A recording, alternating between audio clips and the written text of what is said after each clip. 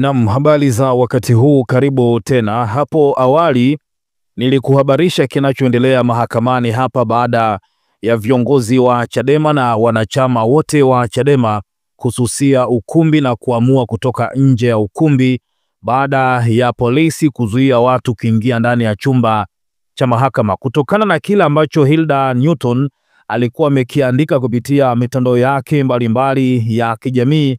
Ni kwamba ukumbi ulikuwa na watu kama 30, halafu nje ya ukumbi polisi wanazuia watu wasiingie ndani ya ukumbi wa mahakama. Sasa baada ya kuona hivyo, viongozi wa chama pamoja na wanachama wote wakaamua kutoka nje ya ukumbi wa mahakama.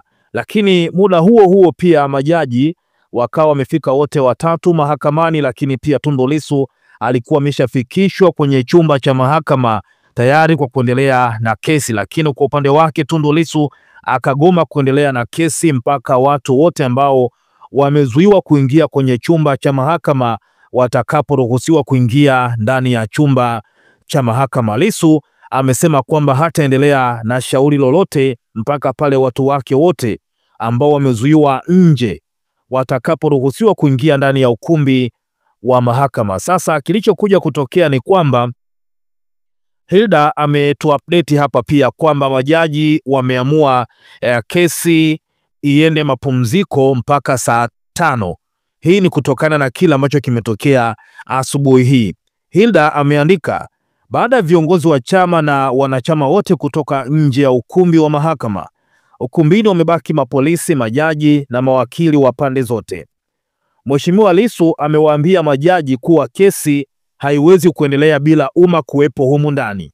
Majaji wamesema tuwe na mapumziko hadi saa 5:08 kwa ajili ya maelekezo mengine kuhusu ushiriki wa wananchi na umma na kuhusiana na hoja ya Mheshimiwa Lissu.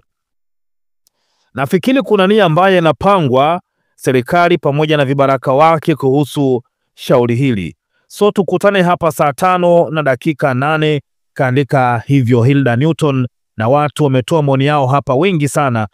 Kwa mfano huyu wa kwanza anasema kwamba I wish ningekuwa na namna fulani ya kumfikia Topu na kumfanyia lolote liwezekanalo, maana imetosha sasa. Lakini pia mwingine akasema kwamba watapanga nia zote ila kumnyonga Lissu, hakuna binadamu yeyote anayeenda chooni anaweza kufanya jambo hilo. Lakini pia mwingine akasema kwamba hao polisi ni magereza au ndio wale wengine? Kwa hiyo hapa kila mmoja na maoni yake, lakini kubwa ni kwamba kesi imeenda mapumziko baada ya Lissu kugoma kuendelea na kesi mpaka watu wake watakaporuhusiwa kuingia mahakamani. Majaji wameamua hivyo. Kwa hiyo mengi tutazidi pia kukuhabarisha hapa. Kubwa endelea kukaa karibu nasi hapa ili usipitwe na kila kitu kinachoendelea mahakamani.